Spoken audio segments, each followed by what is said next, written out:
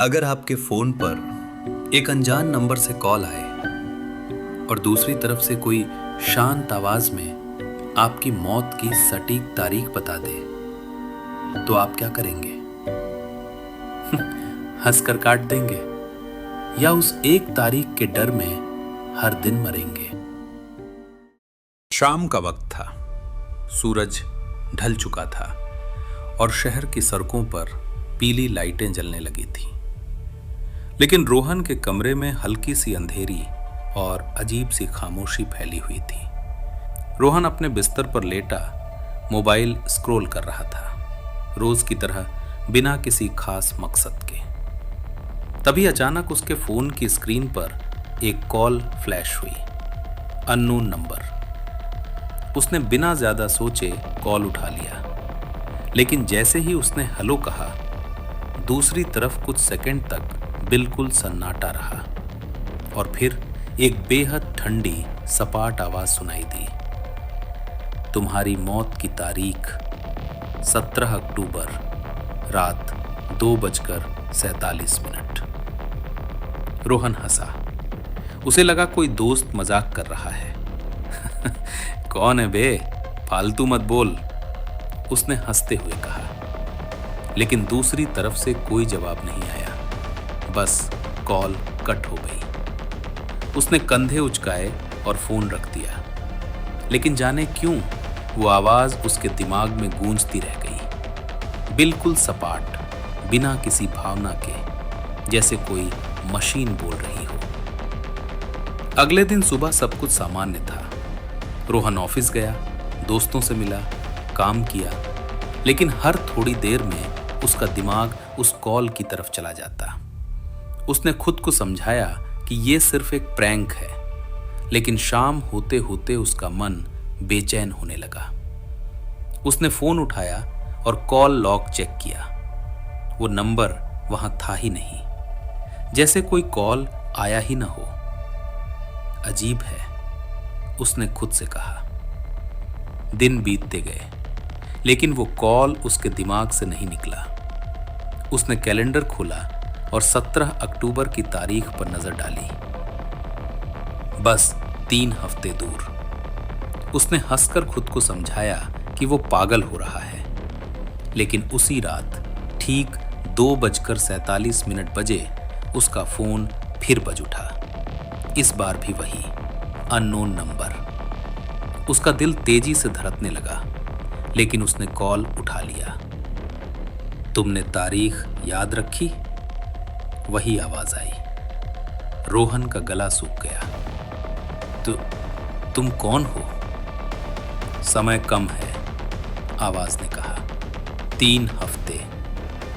ये सब क्या बकवास है? रोहन चिल्लाया, लेकिन कॉल फिर कट गई।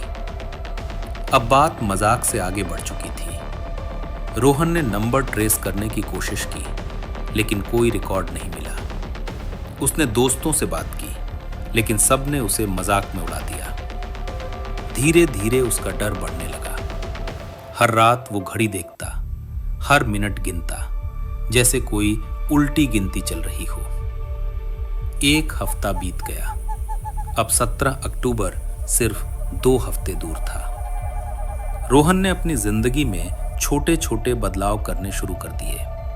उसने शराब पीना बंद कर दिया, बाहर कम जाना शुरू कर दिया, यहां तक कि उसने ऑफिस से छुट्टी ले ली। उसे लगने लगा कि शायद वो अपनी मौत को टाल सकता है अगर वो सावधान रहे। लेकिन हर रात 2:47 पर वो कॉल फिर आता और हर बार वही आवाज उसे याद दिलाती, समय कम हो रहा है। एक रात उसने हिम्मत जुटाई और पूछा, मैं मरूंगा कैसे? कुछ सेकंड की खामोशी के बाद जवाब आया, तुम्हें सब पता है, बस याद नहीं। रोहन सन्न रह गया। क्या मतलब? लेकिन कॉल कट हो गया। उस रात उसे नींद नहीं आई। वो बिस्तर पर लेटा छत को देखता रहा और धीरे धीरे उसके दिमाग में कुछ धुंधली यादें उभरने लगी। एक सड़क, तेज बारिश, ब्रेक की चीखती आवाज, और किसी के चीखने की आवाज। अचानक वो उठ बैठा। नहीं, ये नहीं हो सकता। करीब 1 साल पहले उसने एक एक्सीडेंट किया था। रात का समय था। वो शराब के नशे में गाड़ी चला रहा था और अचानक एक आदमी उसकी कार के सामने आ गया। ब्रेक लगाने का मौका नहीं मिला और वो आदमी वहीं गिर गया। रोहन डर गया था। वो रुका नहीं, वो भाग गया। अगले दिन खबर आई कि उस आदमी की मौत हो गई। पुलिस ने केस बंद कर दिया क्योंकि कोई सबूत नहीं मिला।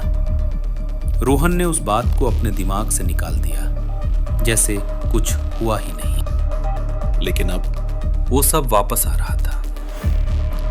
अगली रात कॉल आया। तुम्हें याद आ गया, आवाज ने कहा। रोहन कांप गया।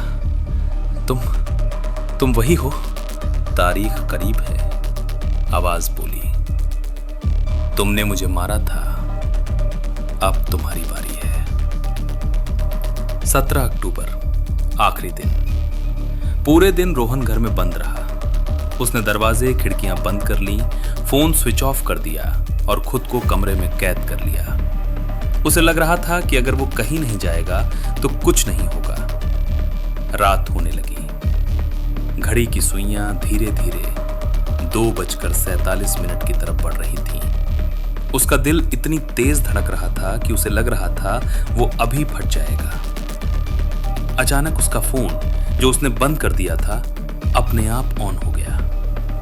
स्क्रीन पर वही अननोन नंबर। उसने डरते हुए कॉल उठाया। समय हो गया, आवाज आई। अचानक कमरे की लाइट बंद हो गई। दरवाजा अपने आप खुल गया और बाहर से ठंडी हवा का झोंका अंदर आया। रोहन ने देखा दरवाजे पर एक परछाई खड़ी थी। धीरे धीरे वो अंदर आई।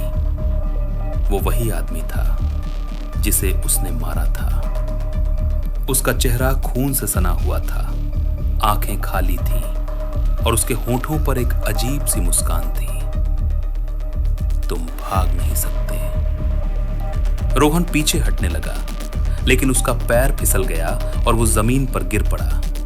वो चीखने लगा, लेकिन उसकी आवाज जैसे बाहर नहीं जा रही थी। वो परछाई उसके पास आई और झुककर उसके चेहरे के करीब आ गई।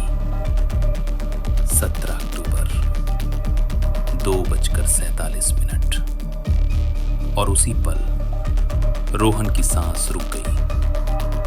अगली सुबह पुलिस को उसका शव उसके कमरे में मिला।